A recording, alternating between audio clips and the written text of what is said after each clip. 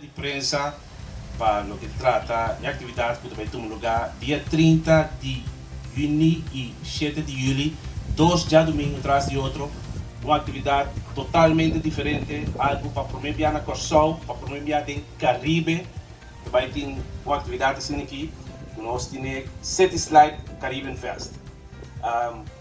Slide de 400 metros, também vou armar aqui na Corsol. Então, para mim, arriba mídia social e acolhida com Turene a reaccionar para a atividade aqui. Turene vou estar guardando que dia oficialmente também para houve de interatividade com a outro. E a nós temos conosco uma informação tocante isso aqui.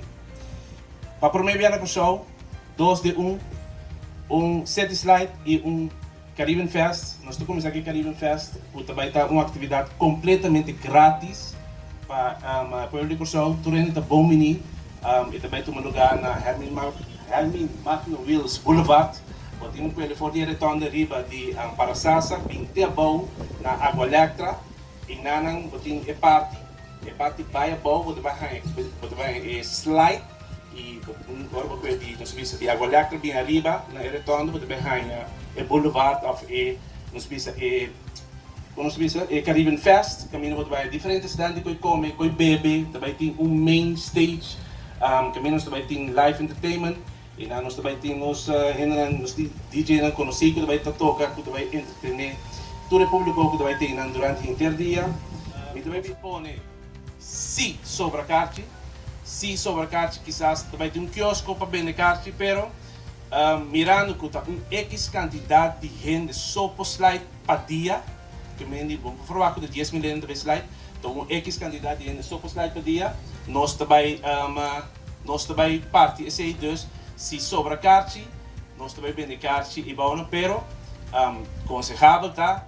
Comprar carte, van tevoren, carte, nós também vimos mesmo que ponto de venda que também tem carte, meeting visa, click zone também tem carte, e acaba de carte, então nós vimos mensen encaminhada, nós também de Entertoys, Sweetheart, Caracas Bay, Funmiles também tem sua campanha e online, vou comprar aqui carte na Caribbean Ticket Shop.